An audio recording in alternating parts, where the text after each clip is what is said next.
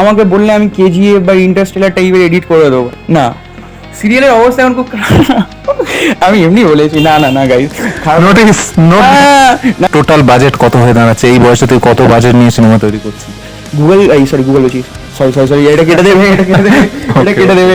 এটা ক্যামেরায় কি করে বলি বলো, এটা ক্যামেরায় কুছ তো কারবার না না এটা নন্দনটা দেখো, অ্যাকচুয়ালি নন্দন ক্যামেরা বলবো কথা, একটা সুশান্ত সিং রাজপুতের যখন লাস্ট টাইম উনি মারা যায়, ঠিক আছে, বলছে अगर मैं ब्लॉक लिस्टेड हो जाऊं, ঠিক আছে, তো मैं ক্যামেরা खरीदूंगा। मैं ইউটিউবে সত্যজিৎ রায়ও ভালো কাজ করেছেন, কিন্তু ইনি একটা রিপ্রেজেন্টেশন পেত। গাইস এই মুহূর্তে রয়েছে কিন্তু মথুরাপুরের সবার অ্যাট্রাকশন বলতে পারো, কার কথা বলছি আমি তোমরা ভিডিওতেই দেখবেন। নির্মাল্যর বাড়িতে রয়েছে এবং নির্মাল্য সেই ছেলে যে মাত্র 21 বছর বয়সে কিন্তু সিনেমা তৈরি করেছে। আজকে স্বাধীনতা দিবসের দিন ওর ইন্ডিপেন্ডেন্ট ফিল্ম, কোনো আলাদা কোনো প্রোডাকশনের আন্ডারে নয়, ও নিজের থেকে নিজের চেষ্টা এবং ওর বন্ধুর সাহায্যে সিনেমা বানিয়েছে এবং সেই সিনেমা কিন্তু শুধুমাত্র ইউটিউব কিংবা মোবাইলে নয়, সিনেমার পর্দায় আসতে চলেছে।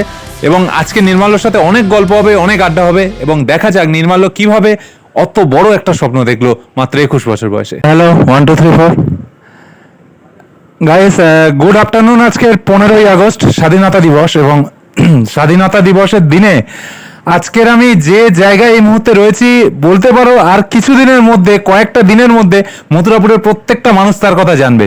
সিরিয়াসলি ভাবতেও অবাক লাগছে, যেখানে এক একটা সিনেমার বাজেট হয় প্রায় 40 লক্ষ 50 লক্ষ 1 কোটি অবধি যেতে পারে, মানে সেইখানে দাঁড়িয়ে একটা বাঙালি ছেলে, আমাদের মথুরাপুরের ছেলে 5,000 টাকায় সিনেমা বানিয়েছে।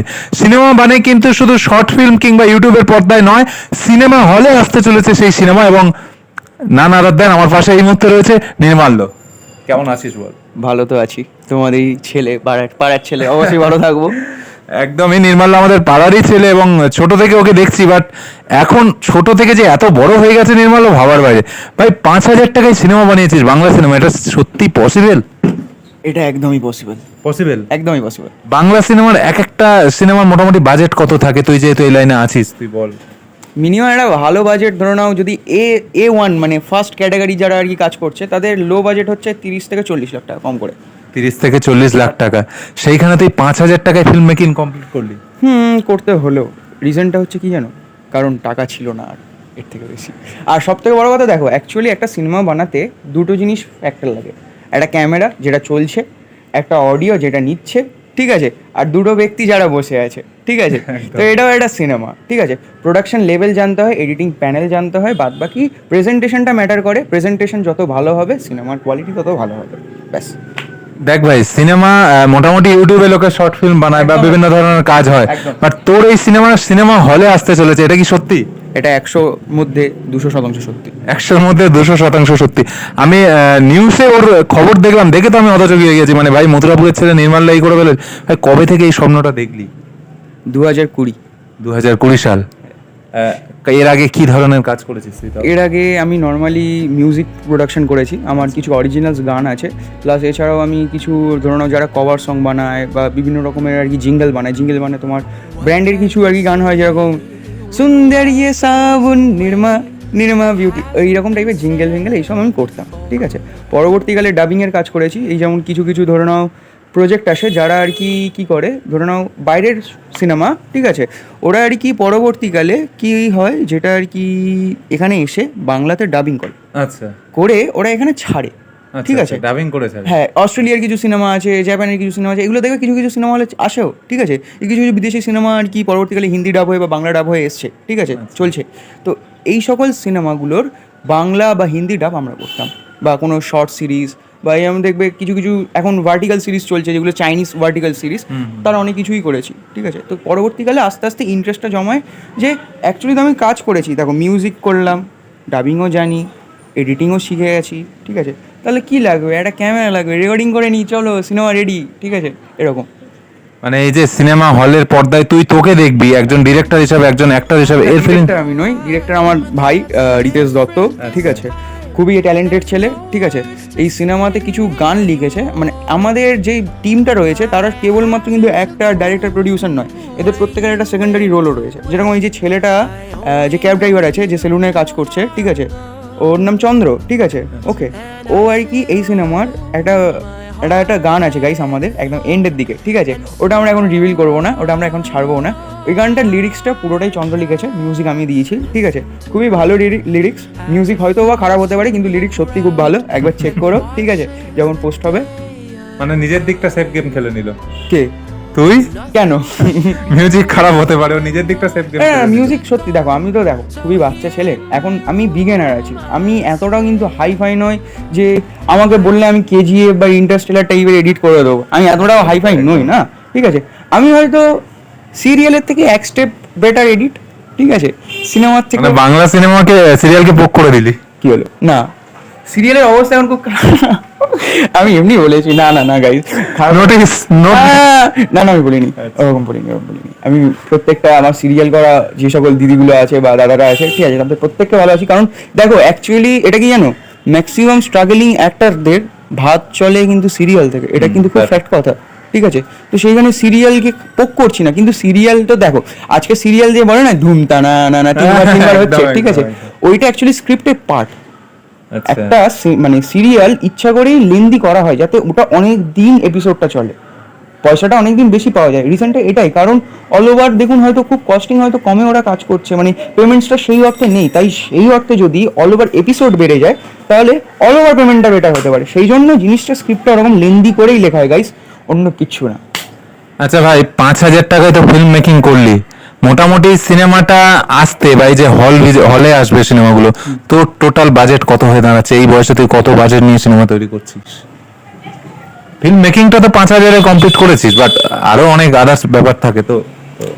এইটা একটা সমুদ্র, এখানে যত ঢালবে ততই নিয়ে নেবে। তাও তোর এই মুহূর্তে কত যাচ্ছে? এটা ক্যামেরায় কি করে বলি বলো, এটা ক্যামেরায় কুছ তো কারবার না না, এটা না, অবশ্যই এটা বলার কারণ যে ও শুধু 5,000 টাকা দিয়ে সিনেমা তো অবশ্যই তৈরি করেছে, এটা আমাদের কথা বলি। আমি বলছি কি শোনো বিপুলদা, কেসটা হচ্ছে মেকিং এর একটা বাজেট হয়, আজকে 5 লাখ টাকায় কেউ মেকিং করছে, ঠিক আছে, করে সে এই XYZ একটা আউটপুট আনছে, ঠিক আছে। আমি তো এরকম অনেক লোককে জানি তারা হয়তো 10 লাখ টাকা বাজেট নিয়ে একটা সিনেমা করেছে, তাদের সিনেমা তুমি 2 মিনিটও দেখতে পাবে না। ঠিক ঠিক ঠিক ঠিক। তুমি কিছুটা পার্ট দেখলে, কিছুটা গ্লিমস দেখলে, তোমার কেমন লাগলো তুমি বলো। না, আমি একটা কথা বলছি, বাংলা সিনেমার যে একটা ট্রেন্ড হয়ে গেছে না, মানে আমরা শুরু থেকে দর্শক কিছু একটা বুঝতে পারি যে গল্পটা নেক্সট কি হতে চলেছে, বাট আমি নির্মাল্য 10 মিনিট কাজ দেখলাম, ধরতে পারবে না। সিনেমা যদি দেখতে আসো, সিনেমাটা তোমাকে দেখতে হবে শেষ অবধি, এর বাকিটা তোমরা এবার সিনেমা হলে এসেই দেখবে। একটা অ্যাট্রাকশন কিন্তু আছে ভাই। মানে কোন কোন হলে আসছে মোটামুটি তাও বলিস তুই, নন্দন বা এইসব জায়গায় পাবো নাকি? না, নন্দনটা দেখো অ্যাকচুয়ালি নন্দন ক্যামেরা বলবো পলিটিক্সের ব্যাপার, হ্যাঁ অনেক ব্যাপার আছে, ঠিক আছে। ওকে, তো ওইটা এখন বর্তমানে করলে হয় কিন্তু বাজেট প্রচুর এক্সটেন্ডেড হয়ে যাবে, কারণ মিসলিনিয়াস অনেক খরচা হবে, কারণ ওখানে তো রেজিস্ট্রেশন খরচার থেকে মিসলিনিয়াস খরচা বেশি, ঠিক আছে, কারণ মিসলিনিয়াসই তো জিনিসটা, ঠিক আছে, পুরোটাই। তো সেইখানে দাঁড়িয়ে এখন অতটাও নেই তুলনামূলক, কিন্তু কি বলতো ওই জায়গাটায় কিছু কিছু জিনিস খরচা রয়েছে, সেই খরচাগুলো এখন পে করার মতো আমাদের বাজেট নেই। তাও কোন কোন হলে আসছে সিনেমা মোটামুটি? লক্ষ্মীকান্তপুর সিনেমা হলে আসছে। গাইস, মথুরাপুরবাসীদের জন্য সুখবর, দক্ষিণ 24 পরগনা জেলার মথুরাপুরের ছেলে, নির্মাতার বয়স কত? এই 20 চলছে, 21 হবে সেপ্টেম্বর। 20 চলছে, সেপ্টেম্বর 21 হবে, আর ওর জন্মদিনের গিফট হিসেবে আমাদের জন্য দিচ্ছে 21 বছর। এটা ফ্যাক্ট, আমি আমার 21 বছরের গিফট তোমাদেরকে দিচ্ছি প্রত্যেককে, ঠিক আছে। 21 বছর বয়সে কিন্তু ও সিনেমা বানাচ্ছে, শুধু সিনেমাই নয়, যেটা আমরা হলে দেখতে পাবো, লক্ষ্মীকান্তপুর সিনেমা হলে দেখতে পাবো। আর কোন কোন হলে আসছে? লক্ষ্মীকান্তপুর হলে পাচ্ছ, ঠিক আছে। নর্থ 24 পরগনাতে তোমার ব্যারাকপুর অমলা, ঠিক আছে, আচ্ছা লালি, আর তোমার মুচলন্দপুর বলে একটা জায়গা আছে নর্থেরই, ঠিক আছে, ওখানে জ্যোতি বলে একটা সিনেমা আছে, ওখানে দেওয়ার প্ল্যান চলছে, ঠিক আছে। আচ্ছা, এছাড়া কলকাতায় আমাদের মেনকা, বিজলি আর অশোকা বলে একটা সিনেমা রয়েছে, ঠিক আছে। ওকে, এই তিনটেতে আমরা দেখছি, এখানে তো একটুখানি হাই ফাই ব্যাপার রয়েছে, কিন্তু সেখানে আমরা হয়তো এখানেও শো নিয়ে নেবো, কিন্তু একটা করে শো হয়তো পার ডে। সেটাই, পার ডে একটা করে শো। কি মনে হচ্ছে, লাভ কিছু হবে না লোকসান হবে, কি টেনশন চলছে? টাকার জন্য তো কাজ করিনি না, টাকার জন্য কাজ করলে তাহলে অন্যের জন্য কাজ করতাম, তাহলে এই যে এডিট করেছি, মিউজিক করেছি, এটা অন্যের জন্য কাজ করলে তো আমি এতক্ষণ, হ্যাঁ আমার 5,000 টাকা আমি তো 2-3 তো আরামসে তুলে নিতাম, 2 লাখ টাকা তুলে নিতাম, কিন্তু ব্যাপারটা হচ্ছে এটা লস মেকিং এর জন্য। এটা একটা চ্যালেঞ্জ যে জিনিসটা শুধুমাত্র এইটা বেরিয়ে নয় যে আমাকে সিনে ক্যামেরাতে করতে হবে, আমাকে এই লাগবে, এই অ্যাক্টর লাগবে, এই মানে প্রপস লাগবে, এই প্রস্থেটিক লাগবে, এই টেকনিশিয়ান লাগবে, কোনো ব্যাপার না। একটা সুশান্ত সিং রাজপুতের যখন লাস্ট টাইম উনি মারা যায়, ঠিক আছে, একটা খুব ভালো দামি কথা বলেছি, যখন ওনাকে ব্লক লিস্টেড করে দেওয়া হলো সবাই, বলছে अगर मैं ब्लॉक लिस्टेड हो जाऊं, ठीक है, तो मैं कैमरा खरीदूंगा, मैं यूट्यूब करूंगा। এই উইল পাওয়ারটা থাকা দরকার, ঠিক ঠিক আছে। অ্যাপেল প্রোডাকশন দিয়েছিল, ঠিক আছে, অ্যাপেলের পুরো আইফোনেই শুট করা হয়েছিল, বিশাল ভারদ্বাজ করেছিল, ঈশান খত্তার আর কি নায়ক ছিল, ঠিক আছে। তবে তার জন্য নির্মল তোর আইডিয়াল কে? তুই এই যে ফিল্ম মেকিং এর দিকে আসছিস, যে তুই কাকে দেখে ইন্সপায়ার হোস বা কাকে দেখে কান্তি সাহাকে চেনো? না, আমি এই লাইনে না হওয়ার কারণে কান্তি সাহা হচ্ছে আমাদের বলিউডের একজন B grade film producer director, ঠিক আছে। এরকম অনেকেই, এনারা কি করতেন, এনাদের বাজেট কিন্তু খুব লিমিটেড থাকতো। একটা হিন্দি বলিউডের সিনেমা সে যাই হোক, যতই খারাপ হোক না কেন, বানাতে গেলেও মিনিমাম সেই সময়ে দাঁড়িয়ে 90s 2000s সময়, ঠিক আছে, মিনিমাম 10 থেকে 20 লাখ টাকা বাজেট থাকা মানে নিট ছিল। সেখানে এরা কাজ করতো 5 লাখ, 3 লাখ, 4 লাখ, কিভাবে কাজ করতো। এটার জন্য আরেকটা জিনিস বলি গাইস, আরেকটা জিনিস, সত্যজিৎ রায় যে লেভেলটা বাংলা সিনেমার জন্য সেট করে দিয়ে গিয়েছিলেন, তারপর থেকে কোথাও যেন বাংলা সিনেমা হারিয়ে গেছে, সেই লেভেলটা তো নেই, যেন অনেক গুণ পিছিয়ে গেছি। এর কারণটা কি বা কেন এরকম আমরা পিছিয়ে গেলাম? কারণ আমাদের যিনি লেজেন্ড রয়েছেন ঋত্বিক ঘটক, ঠিক আছে, তারপরে আমাদের সব থেকে আর কি গড লেভেলের লোক সত্যজিৎ রায়, ঠিক আছে। তো উনি প্রত্যেকেই গড কিন্তু গাইস, এটা কিন্তু ভাববে না যে আমি ঋত্বিক ঘটক, তারপরে ওনার নামটা কি বলো না, আর আরেকজন আছে মৃণাল সেন, ঠিক আছে। এনার এই মৃণাল সেন আর ঋত্বিক ঘটকের নাম অনেকে খুব কম বলে, কিন্তু এনারাও কিন্তু লেজেন্ড ভাই, ঠিক আছে। আজকে সত্যজিৎ রায়ও ভালো কাজ করেছেন, কিন্তু ইনি একটা রিপ্রেজেন্টেশন পেত, যেটা এনারা পেতো না। ইনি বাইরে গিয়ে জিনিসগুলোকে এক্সিবিউট করতেন, অবশ্যই সিনেমার মধ্যে দম ছিল, সেই জন্য এক্সিবিউট করতে পারতেন, ঠিক আছে। পরবর্তীকালে কি হয়, এনারা কিন্তু সিনেমা করতে প্যাশনেটের জন্য, একটা প্যাশন, এনারা কিন্তু টাকা কামানোর জন্য কোনোদিনই কাজ করেনি, ঠিক আছে। তখন বক্স অফিস ছিল না, তখন বুক মাই শো ছিল না, তখন কিন্তু স্ট্র্যাটেজি হতো না, তখন আর কি কমার্শিয়াল বুকিং হতো না, যে আমরা কমার্শিয়াল বুকিং করে রাখবো, ঠিক আছে, ওকে, এরকম কিছু। এটা প্যাশনের জিনিস, প্রত্যেকের একটা ভালোবাসা, মানে ওই আবেগ। ক্যামেরা না এটা বন্দুকের মতো, ক্যামেরাটা বন্দুকের মতো, ঠিক আছে, ওকে। তো সেইখানে দাঁড়িয়ে জিনিসটা একটা আবেগ ছিল, তো সেইখানে দাঁড়িয়ে ডাউনফল হয়েছে, কারণ পয়সা ওরিয়েন্টেড হয়ে গেছে আমরা, ফ্যাক্ট।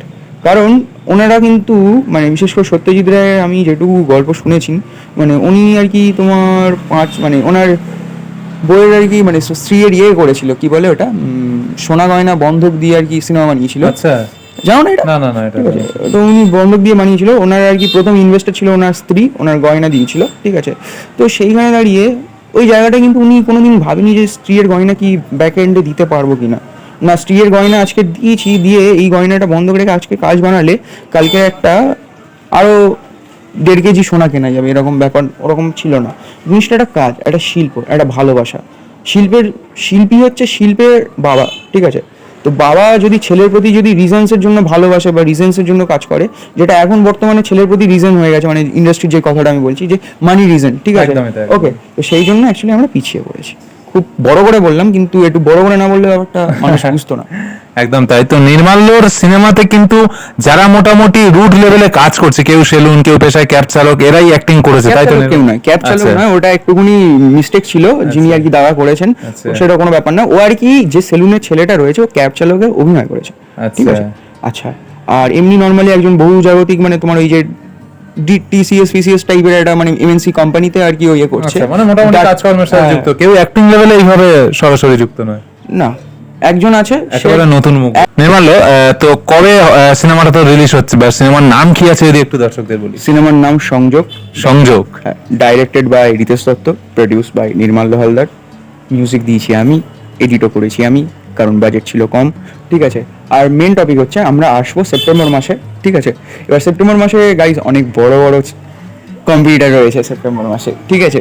তো সেইখানে দাঁড়িয়ে আমাদের কাছে এটা একটুখানি হাসেল হচ্ছে ইন্টারনালে, বাট নো চাপস, আমরা একবার যখন কমিটমেন্ট করেছি আমরা করেছি, ঠিক আছে।